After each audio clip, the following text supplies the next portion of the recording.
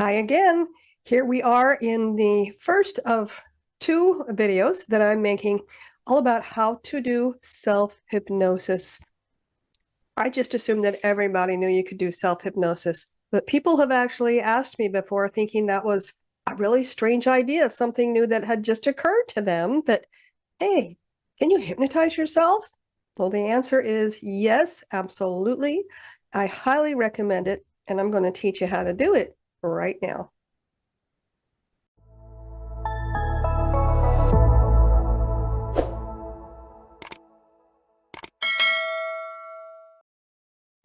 The topic of self-hypnosis is one that's very near and dear to my heart. I teach most of my clients how to do self-hypnosis, and I definitely teach all of the clients that come to me to quit smoking how to do self-hypnosis. That's one of their follow-ups, is that instruction. But I've also written a book about it, and I have a course outlined in how to do it. Neither one of them are terribly expensive, and they're kind of, good companion pieces. So after watching these videos today, if you feel like you want a little more instruction, I encourage you to go ahead and get that book or take that class or both. But you may find that the instruction you get in this video is sufficient. So I've got this divided into two videos, part one and part two. In part one, right now, I'm going to be teaching you about just kind of the logistics about the actual going into hypnosis, the best environment, the time of day, those kinds of things. After this, part two is going to be completely focused on how to craft the suggestions that you give back to yourself in hypnosis. That truly is the most important part of the hypnotic process. So let's start with this first part, hypnosis. What is it in the first place? Hypnosis is nothing more than relaxation. Does that surprise you? Does that disappoint you? It probably does, some of you. It's a state of deep relaxation, very much like the meditative state. And what happens when you get really relaxed is that your brain waves slow down.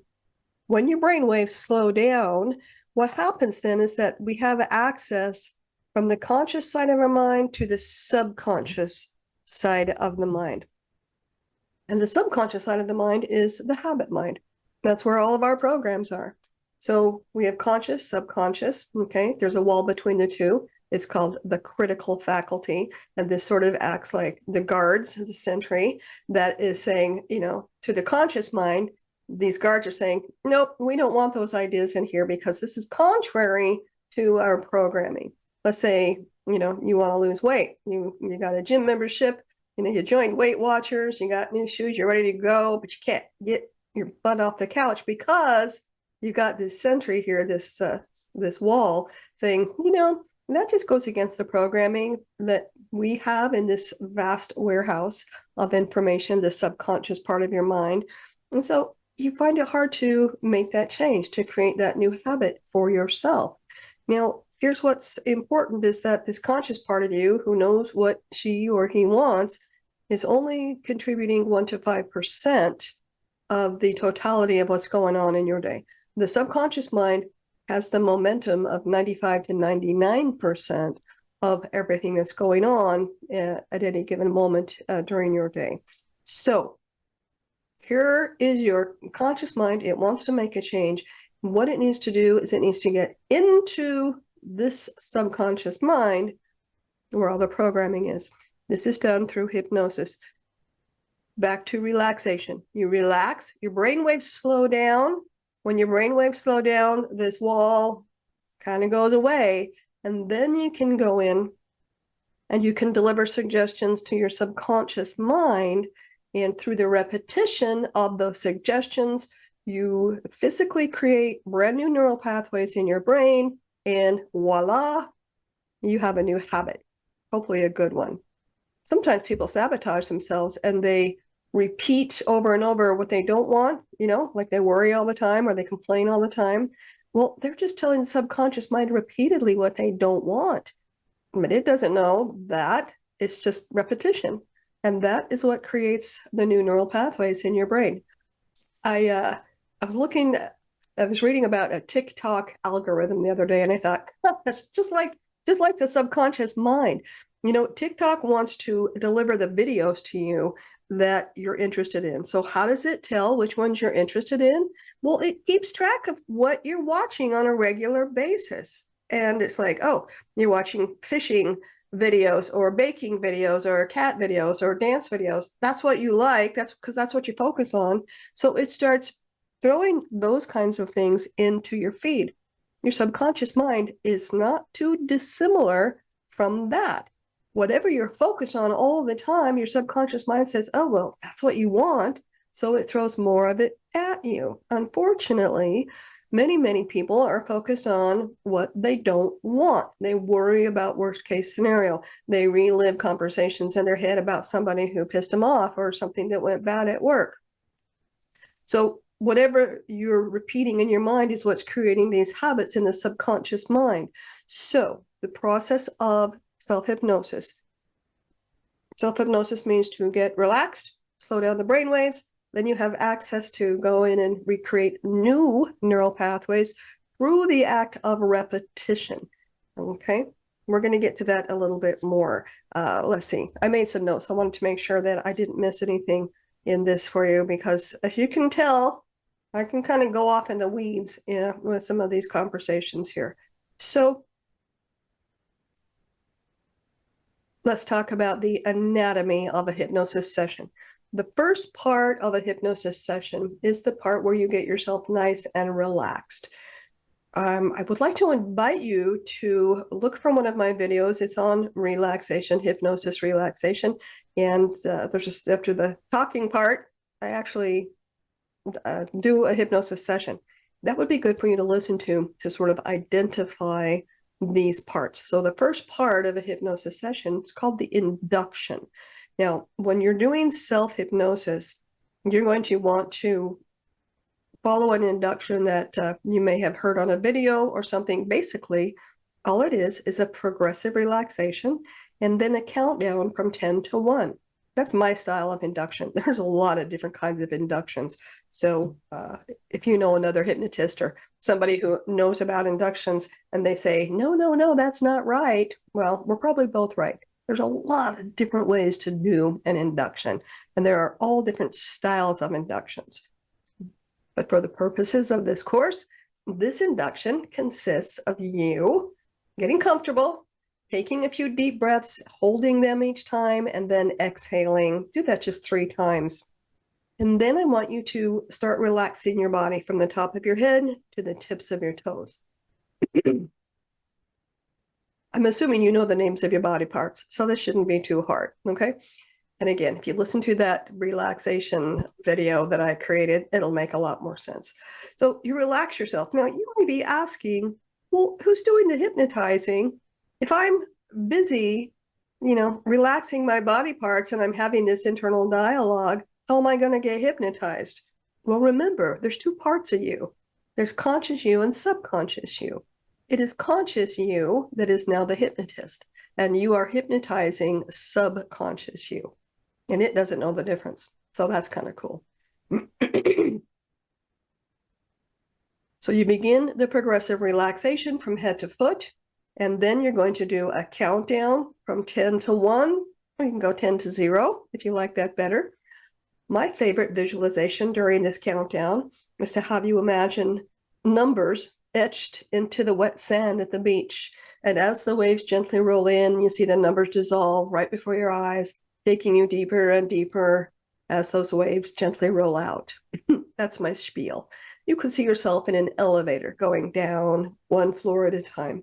Or another common one is to see yourself going down a set of steps into a garden. It doesn't matter. You don't even have to have any visualization at all for this countdown.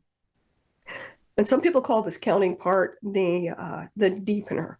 The deepener and the induction part, they're kind of interchangeable. So don't let the words hang you up on this. So you get yourself relaxed. You take a few deep breaths. You relax yourself from head to foot. Then you do a countdown from 10 to 1.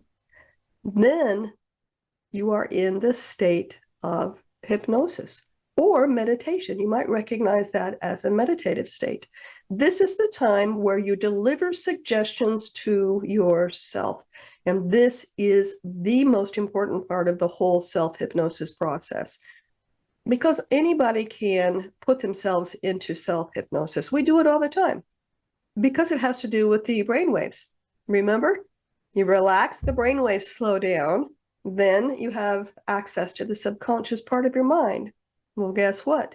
You go into that state, that brainwave state, every morning when you're waking up, and every night as you're going back to sleep. It's a normal state of mind to be in. And it's theta state, theta low alpha. It's when you're in that state that this wall disappears and you can talk to the subconscious mind. So you've relaxed yourself, you're in that state, you're ready to deliver suggestions. Now, there is a right and a wrong way to do this, and I am not going to talk about that on this part. I'm going to save the entire topic of creating suggestions the right way for part 2 of this instruction on how to do self-hypnosis, because it's really, really important. And the process I use is kind of my signature program. Is called the Personal Change Blueprint. And so I'm going to walk you through that in part 2. But after you've delivered the suggestions to yourself the right way, then it's time to bring yourself back up. This is called the emerging state. And it's usually pretty quick, because you're just going to say to yourself, in a moment, I'm going to count from 1 to 5. When I reach the count of 5, I'll be back in normal waking consciousness, feeling fantastic and ready to carry on with the rest of my day or evening, depending. Okay. And then you start to count, and you slowly count yourself back up, and then you open your eyes and you're done. Now, what's the advantage of doing self-hypnosis instead of just listening to a recording that you get from somebody like me or something on YouTube or anywhere else? It's this. We think 80% faster than we talk. So once you learn how to do this and you can just think your way through the whole process and the suggestions, you can successfully engage in a self-hypnosis practice just using 8 to 10 minutes a day. Now, if you come to me, I'm going to make a recording for you, and that recording is going to last about a half an hour. You can spend a half an hour listening to the recording, and all my clients do, but when they learn how to do it themselves, you can just run through this process so quick, 8 to 10 minutes, because we think faster than we speak, okay? So I've given you the anatomy of the hypnosis session. Induction, suggestions, emerging. I've told you what hypnosis is. It's a state of deep relaxation where you relax, you slow down the brain waves. That in turn gets rid of this wall called the critical faculty. And then you have full access to the subconscious mind. And through the act of repetition, okay, repetition, your subconscious mind creates new neural pathways, physically grows new neural pathways in your brain. Yes. In fact, I've got a fantastic little video about that. I'm going to put that here in just a moment. It's about a minute long, but it actually shows a video of neural pathways growing in the brain. So I'm going to put that in there. I want you to realize this is not just a metaphor when we say we are rewiring the brain. But if we want these neural pathways to be permanent, we need to engage in repetition. Otherwise, it makes an imprint and then it bounces back. It's like walking through tall grass. You can see where you walked, but if you don't keep walking back and forth, the grass is going to pop back up, and it will be like you were never there. If you keep walking back and forth in the same place, you're going to have a permanent trail or a permanent neural pathway, a permanent new habit. So repetition is very important.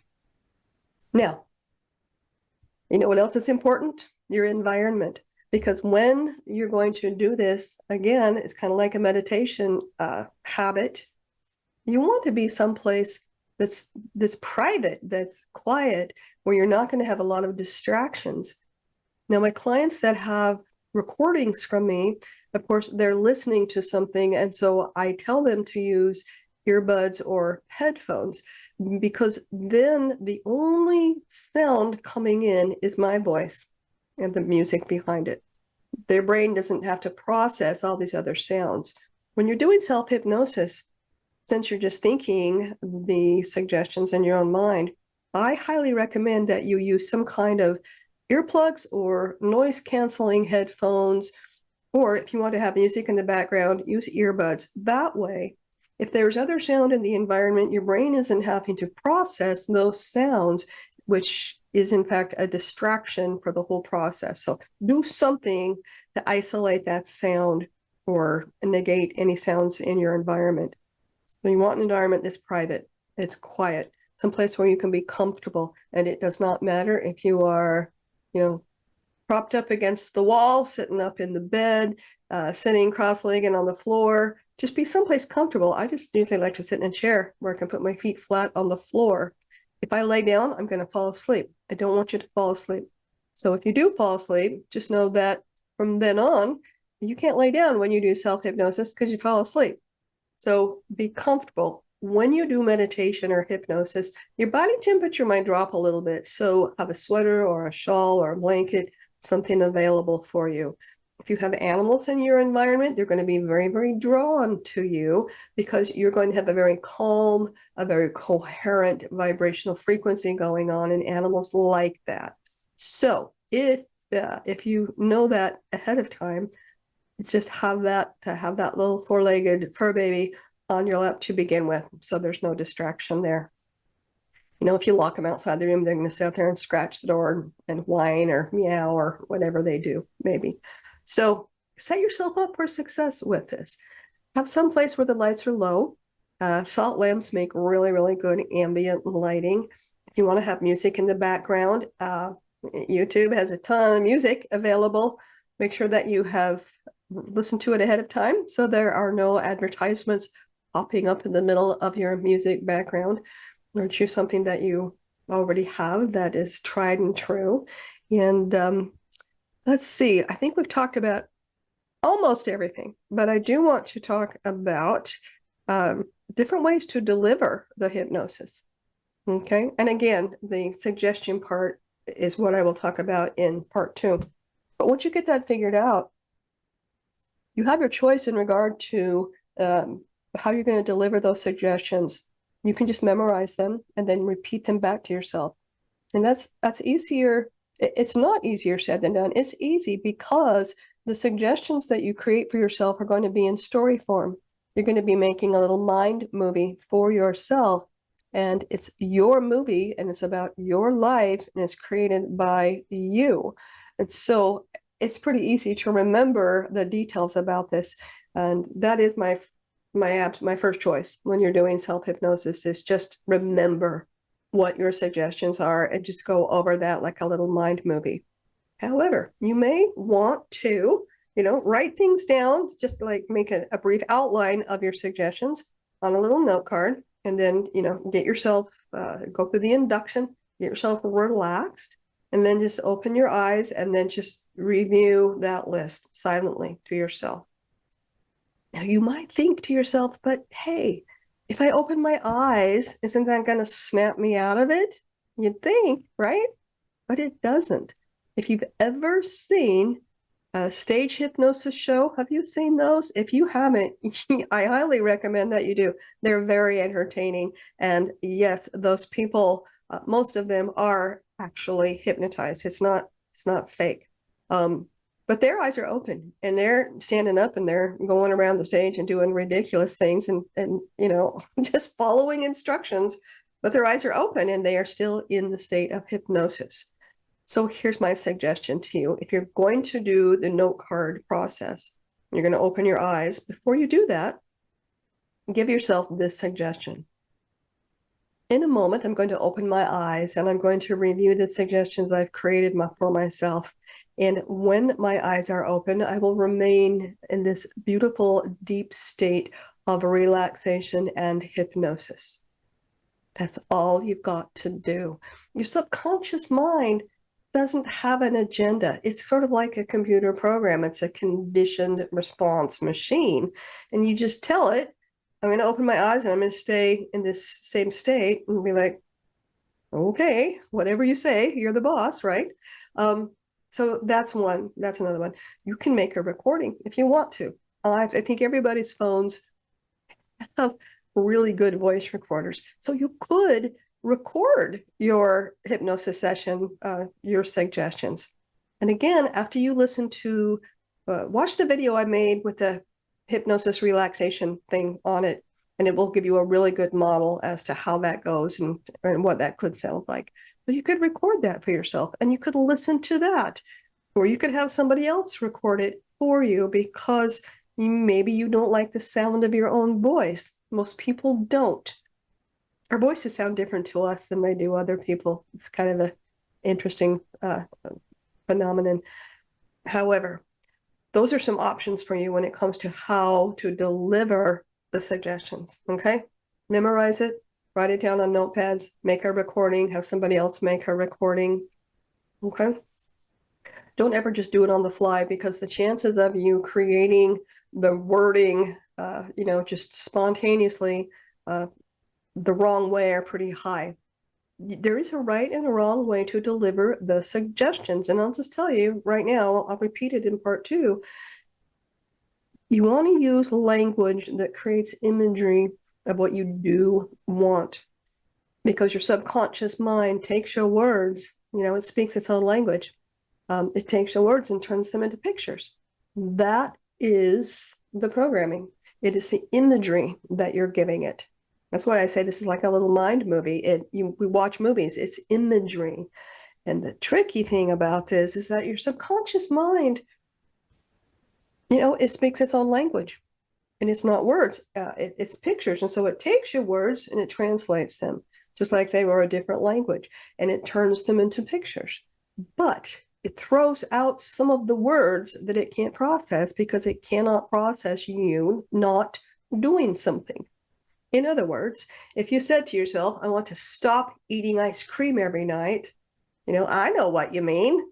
I'm not a computer, but your subconscious mind, it sees you eating the ice cream every night. It can't see you not doing that.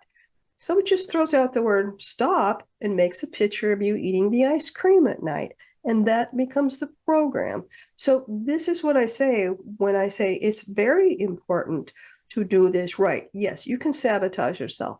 You can program yourself to do what you don't want to do if you don't do this correctly. So please follow my instructions on this. They're not hard, okay? They are not hard. But one more thing. Big question my clients ask me all the time: what time of day should I do this? Does it matter? You know what? It does matter, only for this reason. The entire process of getting you relaxed to slow down your brain waves is so that you can be in that theta state.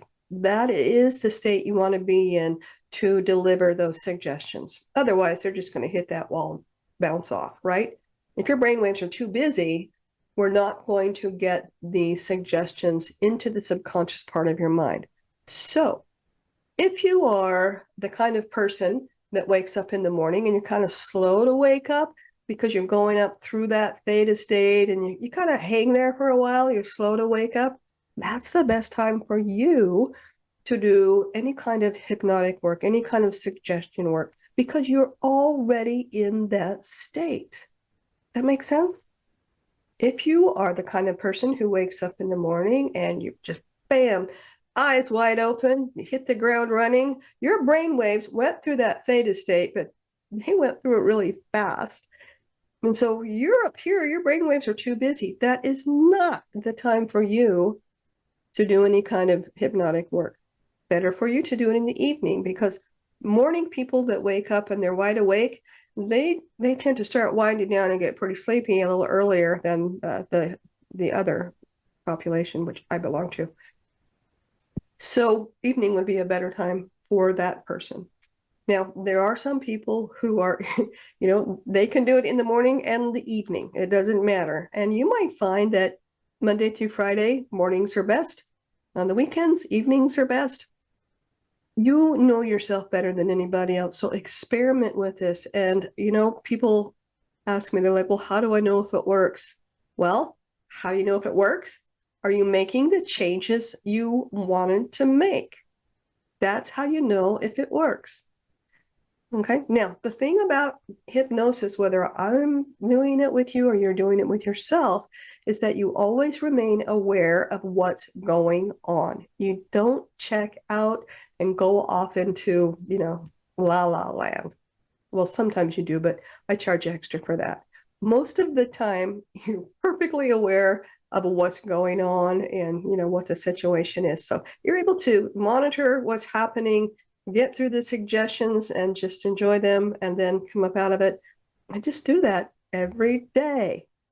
And as you focus on the same topic for 10 days or 2 weeks, you have rewired your brain and you have that new habit. So this is the first part. I just want to make sure I've covered that. Kind of gave you a brief explanation of what hypnosis is. We talked about the 3 parts of a hypnosis session: induction, giving suggestions, emerging. We talked about the importance of repetition. We talked about the environment, set yourself up for success, and repetition. Do this every single day, right? If you just do it one time, then you can't say, well, hypnosis doesn't work. I tried it and it didn't work. That's like going to the gym one time and saying, I'm not any stronger than I was. I went to the gym once. It didn't work. It's repetition, okay? Just, I'm sure you get that. I think that's it for this part 1.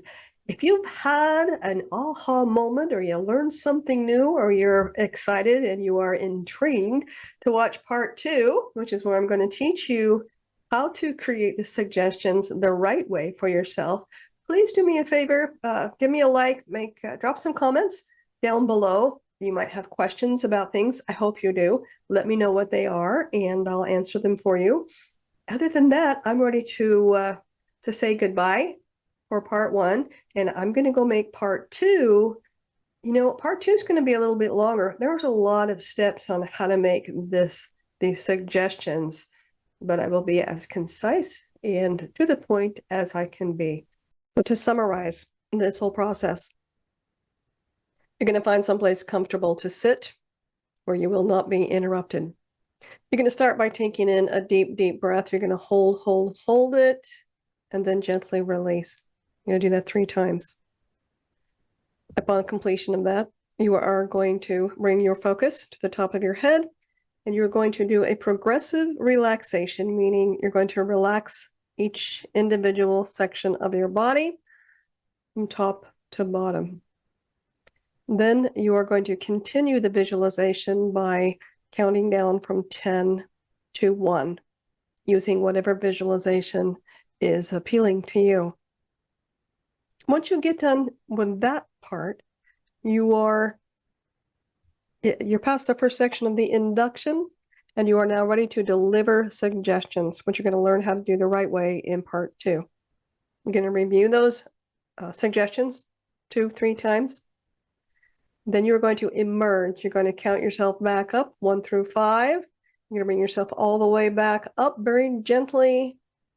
At the count of 5, you're going to open your eyes. You're going to look around your environment, kind of reacclimate yourself, and then carry on with your day. Again, listening to the sample, the hypnosis relaxation that I did on the video. You can find that video. In fact, I'll link it there. That will really, really give you a good model for how this goes, what it sounds like, the induction and all of that. And that's actually helpful because if you listen to that a few times, then you can just mimic that in your own mind. But in summary, that is your self-hypnosis process. The most important part being the giving of suggestions, the creating of suggestions, actually. You got to create them the right way. You got to use the right words and all of that. So go watch part 2 and learn how to do that. Make sure you got your pen and paper handy because you're going to be taking some notes on that part. And yeah, I'll see you there.